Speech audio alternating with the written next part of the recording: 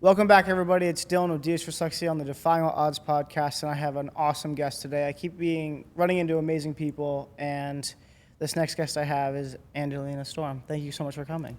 Thank you so much for having me. I'm really excited to be here. Absolutely. How are you enjoying Miami? I love it. It's nice and warm, so much better than Michigan. So I wanted you to tell the audience a little bit about who you are. You're incredibly impressive and inspiring at your incredibly young age. So please let us know who you are. Yeah, so I'm Andelina Storm. I'm 21. I just graduated from Michigan State with my psych degree. I recently just published my book, Sanity in the Storm. It's about going through mental struggles with faith and resilience. I used a lot of the psych tools I learned throughout college to help me write that one. And I'm a podcast host and speaker of Peace in the Storm podcast. That's amazing. So at 21 years old, to be an author about such a powerful topic, how did we get here? Yeah, so I've always struggled with my mental health. It was something that I always felt like defined me as a kid because at 9 years old, I got diagnosed with anxiety and OCD. And when you're that young and you hear that you have something, it feels almost like a disease you can't get rid of. It feels like a chronic illness. So for the first few years after being diagnosed, I felt like I just was anxiety. I felt like every morning I would wake up, I'd put the weighted vest on my shoulders and walk through my day carrying so much anxiety and OCD and just stress overall about the world. And it wasn't until I got to college that one of my friends, he lost his life to suicide, that it really resonated with me that so many people are struggling and we just don't even know it. So many people are going through the same trials I'm going through, but since I'm not talking about it, they're not talking about it. So now no one's talking about it and no one's feeling better about what they're going through and no one's even thinking there's a solution or a way to make it better. So after dealing with the fact that I just lost a friend and I was really close to making a similar decision myself, I realized that I needed to go wherever God called me to go and do whatever he called me to do. And that was writing the book and talking out about mental health and letting people know that God's not done with them and they don't need to put a period in their story where there could be a comma. That is extremely powerful. I love that you mentioned God a couple of times. This year, I have found my faith. Really? Started going to church, yes. I love that. Funny enough, I met a girl and her name was Faith. And she's the girl who ended up giving me faith. So I say Faith is the girl who gave me faith. And understanding that even if you don't go to church, most people don't realize that he's still here. Mm-hmm. And going to church makes you realize how present he is, right, and how much more light that he has and how much it means when he does wake you up in the morning. And you do this incredibly well, and I do it a lot, but you walk with gratitude. Yes, Can you express 100%. to how walking around expressing the attitude of gratitude has helped change and form your future and your life that you're living now? Yes, 100%. So I live by the fact that perspective is everything because the same things we're complaining about are the same things people are praying to get. So a lot of the times I didn't want to go to class in college. I'll be completely transparent. Like I hated college. I hated going to class. I didn't understand why I was learning this material that I was never going to need to know again. Like I felt like I was taking these classes that really weren't teaching me anything. And for the first few years of college, I was like so mad about it. And I was like, I'm not going to class. Like, I don't want to go. Like, this is silly. Like, I don't need to know any of this. But then once I realized that, this is actually funny. I read a book in middle school and it's like, I think it's called like I Am Malala or whatever. And she talks about how education was something she couldn't have because she was from like a community where women weren't allowed to go to school. So I remembered that book when I was in college and I was like, oh my gosh, I am taking something for granted that she risked her life for. She ended up getting like shocked. She wanted to go to school. I was like, I am taking something for granted that she would give her entire life to have, just the opportunity for education. And that really shifted my mindset. So it didn't matter how depressed I was or how anxious I was or how deeply I was struggling. I knew that every walk I was going through, every foot I was putting in front of the other was something to be grateful for. So I started waking up every morning, and the first thing I did was name 5 things I was grateful for and thank God for them. It's like, oh, like, man, like, I don't want to get out of bed, but deep breath in, deep breath out. Like, thank you for waking me up. Thank you for waking my family up. Thank you for giving me the opportunities to walk through today. Thank you for, like, sometimes it's like my dog. If like I'm like, oh, I don't even know what I'm thankful for. It's like, thank you for my dog, and thank you for food today. Like, thank you for the fact that, like, I get to walk in the kitchen and I don't have to stress out about the fact that I don't have anything to eat. Like, I do. The fridge is full. Like, thank you. And just starting to, like, be thankful for the little things. It's like, I have a roof over my head, I have food, I have family, and I have friends. Like, what more could a girl ask for? Where is that? So I've been able to travel the world and work with a bunch of high-end finance people. I'm in Wall Street, I work at a hedge fund, and I've worked with anybody from the age of 22 to 85 in finance. And I've found that you are more mature, more aware, more inspiring than most 50-year-olds that I work with in corporate. Where does your maturity and your perspective and you being so well-rounded, like, I take pride, and I'm extremely proud to support people like yourself who inspire me greatly, but you're so wise for your age. Where does that come from? Thank you. I really appreciate that. Genuinely, a lot of it is who I surround myself with. I've learned that if I'm surrounding myself with people that, like, don't necessarily have the same, like, morals and values I do, I'm a different person than when I surround myself by people that I'm inspired by and that I want to live a life like they're living. And most of it goes to my parents. My parents growing up, I was always very fortunate to have a great Christmas, but it wasn't before my mom was standing in my room telling me that I needed to fill a bin of all the toys I didn't want and then taking me to the local foster home to give the toys that I, like, had loved and now I'm giving away to those kids before I could receive my Christmas presents. It was, my parents grew up in Flint, Michigan, and my dad worked his butt off to give us the life he never had. And my parents made it known that we had to know what they walked through and what they went through so that we could have what we have. So we were always, like, volunteering. My dad would do a free day of dentistry. So from an early age, I was looking around and being humbled and knowing I, like, was very thankful for what I had and the opportunities I had. And I watched how my dad lived his life to give us everything he never had, and that was always super inspiring to me. So I knew that if I wanted to make the impact that my parents made in my life, I had to be someone at a young age that, like, the kids around me, like, really weren't. Like, I had to know that I was so blessed and not really, like, just waste my teenage years, like, being entitled. I have had the great honor of meeting your father. He's an exceptional father, leader, businessman, and I see where it comes from, which is why I wanted to bring it up, because as somebody who has a lot of followers off of the absent father, the being adopted twice, I was that kid in the foster home. So to hear that your family made you do that gave me chills, and my respect and perspective on your father and your family has just grown. When you have somebody look you up and read your book, what do you want to come to mind? I just want them to know that they're not alone. Like, that's it.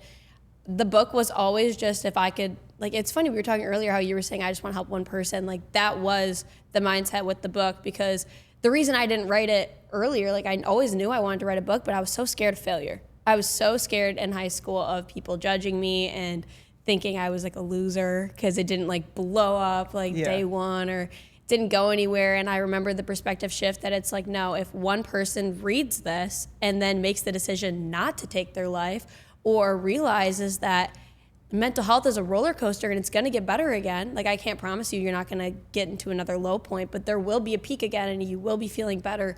Like, that's all I want. I just want people to know that they're loved, like your tattoo says, that they are enough, and that genuinely life does get better. Like, it does get better. Everything is temporary. Like, everything's temporary. The happiest moment of your life and the worst moment of your life are both temporary. Like, everything gets better and everything gets worse. That's so beautiful. How did you get, I think a lot of people with their dreams and their goals, how did you get over the hump of being afraid of failure and being judged? I genuinely just, a lot of it was my dad. He was pushing me because my friend had passed away 2 months before my dad called me, and he was like, Lena, I just heard of someone else dying by suicide. And I was like, oh, that's so crazy. My best friend just told me, like, her brother's friend just also committed suicide. And it's like, how did I hear about that? It was like all these people that I was hearing through the grapevine that I should have never known they made that decision, but somehow it was getting back to me. And my dad looked at me and he was like, I think you should write a book. And I was like, That's a little insensitive. Like Vincent like just passed away. Like I don't know if I'm in a place to write a book. And I was like, and I'm struggling. So like, why would I write a book? And I was like, well, what if I fail? And I had like all these what ifs. And my dad was like, Lena, like genuinely, like what if you succeed? Like what if it goes well? Or like what if you help one person? Like what if one person doesn't make that decision because of the fact that you wrote this book? And then a month after that, I felt that like God placed it really heavily on my heart to sit down and start writing. So I did, but as I was writing, I realized that as I was going through the chapters, I was healing a part of myself that was never healed. I was talking about something I went through as a kid, and now I had this whole new perspective on it because I wrote a solution for it that I necessarily didn't place into my life before that moment. So then as I was writing it, I was like, this is worth it because it's therapeutic for me. Like, it's making me feel better. So if this is how it's making me feel, if one person feels better about what they're going through the way I am right now, then it's absolutely worth it. It's completely worth it. So then that was just kind of how I got over the fear. And to be honest, sometimes when I post on social media, I have to like turn all notifications off because I'm like, oh, like who's gonna see it? Who's gonna like it? Who's gonna comment on it? So there's still like a lot of anxiety with it that way. Like that didn't go away. The whole like fear of what are people thinking, but the purpose was just bigger than the pain of rejection at that point. That's powerful. I can honestly say my book saved me in more ways than I can describe. And I'm glad you highlighted that. How do you think writing the book is an experience in itself, but when it came out and you held that first copy, how did it feel? It felt like surreal. Like I genuinely was like, this is an out-of-body experience. Like I remember my mom was like, Lena, like look what's here. And she like held up the book and I was like, oh my gosh, like this is so weird. And I was opening it and I was like reading it. And I mean, you probably like knew your chapters inside and out before it came out. Like I feel like I proofread this thing like a million times. Like I feel like I was just constantly going through and proofreading it. But the minute I had the copy in my hand, I felt like I was reading the book for the first time. Me like too. It was like, oh, like this is so weird. Like I don't remember saying that. It was just genuinely like the most exciting feeling ever. And also just kind of like a pit in my stomach because I was like, oh, like this is real. And there's nothing you can do to stop it from No, going out like anywhere. now it's out there. Like I did it. Like it's published. Like someone could go on Amazon and get it right now. Like, oh. What has it taught you, the process of after it coming out and promoting it and having opportunity to show themselves? What has it taught you, and how do you think it's played into who you are today? It genuinely has taught me that I have a bigger impact on a lot of people than I ever thought was possible. And that's something that is like such a blessing, and probably the thing I'm most thankful for is I was having cousins of like a cousin on my dad's side that I didn't really have a relationship with, like stopping me and being like, oh my gosh, like I bought your book and it changed my life. Like I struggle with this. And that was the big eye opener. It was always like whoever bought it to support me read it and then was like, oh my goodness, like I went through this, like I struggled with this. And it was crazy because I was like, oh my gosh, like I wish I would have wrote this sooner. Like I wish I would have had these hard conversations with people around me, because I was like, everyone is going through something and everyone relates to it in one way or another. Like the idea of being scared of it was honestly like pretty silly, because it was just crazy. Like the impact it had on something that I never really thought would have had an impact, because a lot of it is personal stories and testimonies. But I realized that a lot of people just really value vulnerability because we don't have a lot of it anymore. Absolutely. So here on the Defying All Odds show, what does defying all the odds mean to you? Defying all the odds to me is genuinely like becoming the version of myself I always dreamed of being, because I feel like everyone's always like done the whole like, oh, well, it's a dream, and made it sound like it's like untouchable or unreachable. Like you'll never get to that place. But defying all odds for me is being able to sit here in front of a camera, having a conversation with you, when freshman year of college, I was laying on the bathroom floor in like my college home, looking at my roommates being like, I can't be here anymore. I can't do this. Like, I wish God would just take the air out of my lungs. Like that's defying all odds. And I think every chapter of my life has a new odd to defy, you know, like I just like, you just got to keep pushing and keep going, because it wasn't over when I wrote the book and it was published. Like, no, like now it's more people need to know that they're not alone. And then after I reached that amount of people, then it's like, okay, like now more people and more people. So for me, I think defying all the odds is just continuously making the effort to touch more people with my story. That is a beautiful answer. So thank you. You're 21. Mm-hmm. You're extremely wise. You're very inspirational. You're an awesome author. You're a leader, a podcast host. Where are you in the next 5 to 10 years? In the next 5 to 10 years, I'm speaking. I want to be the voice you hear when someone is talking about the fact that you can make it through what you're going through. Like, I want people to resonate with me on a level that like knows you can get through anything and that everything is just like a bump in the road of your life. Like, the road is so long, don't shorten it just because you like ran over a little pebble. But I'm writing my second book right now. It's a picture book, and I'm super excited about it because I'm working at a school right now, and just being able to like read a picture book to the kids and instill in them at a young age that like mental health, they're going to go through a lot, but at the end of the day, like, they don't need to make any decision they can't take back. And I'm working on the podcast more. So in the next 5 to 10 years, just more speaking, more podcasts, more books. What perspective has working in a school given you? Oh my goodness. It has been absolutely life-changing. So taking a gap year before grad school, I want to focus a lot on like my mission, with the book and the podcast and everything, but I wanted to work at the same time. And I thought with my psych degree, working in a school system would be life-changing. So I'm working at a school in Flint, Michigan, and it's not the greatest like area. Like, you could tell that, like a lot of the kids just like didn't have a lot. Like, a lot of them like are like foster kids or kids that grew up in abusive households and stuff. So it's a group of kids that genuinely just like need love and support, which has been so like humbling, but also like so powerful. They've impacted me in ways they like wouldn't even ever begin to realize. But it showed me that everyone, like I say a lot, like everyone's going through something, but it showed me how many things in my life I truly have to be grateful for. And even when I am struggling mentally, just like having one of them be able to come to mind and know that like they're going through something I couldn't even imagine. And they've seen more in their 5 years of life, because I work with the kindergartners, than I've seen in 21. It genuinely pushes me to be better and to touch more people and to genuinely just want to volunteer more, because a lot of people will say that like they don't have the money to give back to the community. Okay, well, give them your time. That's just as important. Like, if you don't have the money to give back to a community, like if you don't have the extra clothes, the extra toys, give them your time. Like, go volunteer at the local like food kitchen, like go volunteer at the local school, go read to the kindergartners, like do something, because the minute you show up for someone, your life is going to be impacted and their life is going to be impacted. Amazing. That's amazing. I'm going to say it here first. She's going to be the next Mel Robbins.